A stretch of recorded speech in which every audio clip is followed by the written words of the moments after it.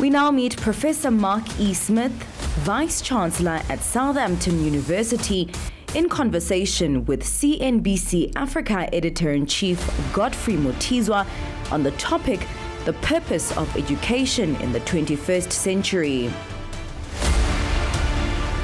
Hello everyone and welcome. My name is Godfrey Mutizwa. I am the editor of CNBC Africa. Our business here is to tell stories about the business landscape in Africa, and education is an integral part of that. The next panel is going to be on the purpose of education in the 21st century. But before we get there, I wanted to share with you the thoughts of Professor Mark Smith, Vice Chancellor, Southampton University in the United Kingdom. Professor, welcome back. It's good to have you back, even though we have you virtually, and I'm looking forward to sharing your thoughts on what education will look like in the 21st century. So Godfrey, thank you for that warm welcome, and it's an absolute pleasure to be at this Future of Education Summit. It's been my pleasure to actually take part in this summit for a number of years now. I've always looked forward to it. There's been great discussion at it, and even though this year it's virtually rather than in person, I'm sure it will be a great meeting. And I'd like to acknowledge some old friends, Mr. Rakesh Wahi, the founder of the Future Education Summit and co-founder of the ABN Group, Mrs. Rebecca Naker, who's the managing director of ABN Group, Mrs. Buzi Mabuza, who's the chair of the board of International Development Corporation of South Africa, and Professor Mohammed Salufi, the Director General of the Ghana Tertiary Education Commission. And in my previous role at the University of Lancaster, the interactions with Ghana in particular and Rakesh and his team meant we managed to come to reality new educational offerings in Africa, which I was truly grateful to be a part of, and thanks to all those colleagues. And I'd also like to welcome all of the professors who are taking part in this summit and other colleagues, and I look forward to talking to you, Godfrey. So you have been with us for the past 3 or 4 years. I wanted to get from you the value that you think the forum offers. Yeah, so I think what it does from my perspective, it covers 2 or 3 really valuable items. The first is it allows me, almost as an outsider, to understand what the African scene is about, because education is really a global activity, but of course there are local nuances to it. And being able to understand them from people who are day in, day out practitioners on the African continent has really been a great and valuable experience to me. The other thing is, I think the summit brings together all different perspectives.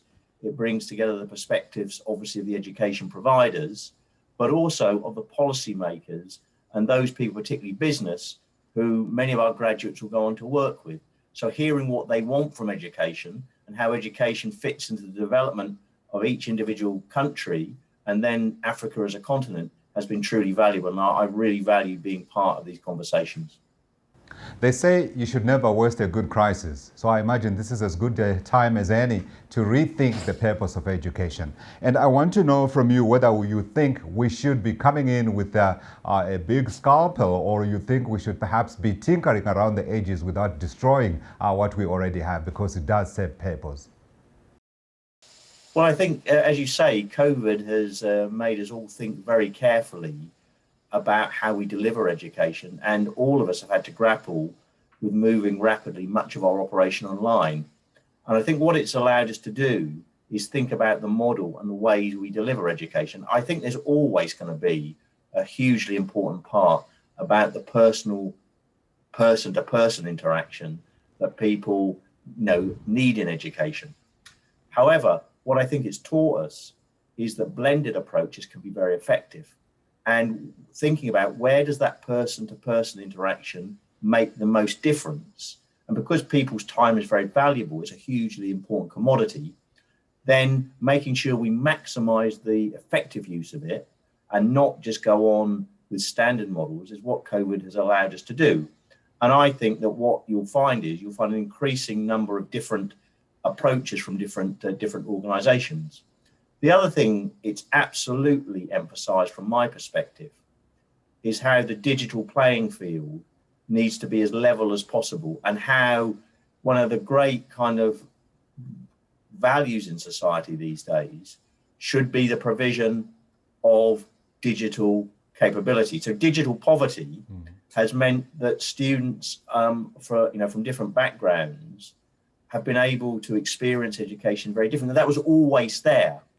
But what COVID has done is it's brought a huge magnifying glass and showed us just how important making sure that a level digital playing field is one of the ways we can make society more equal.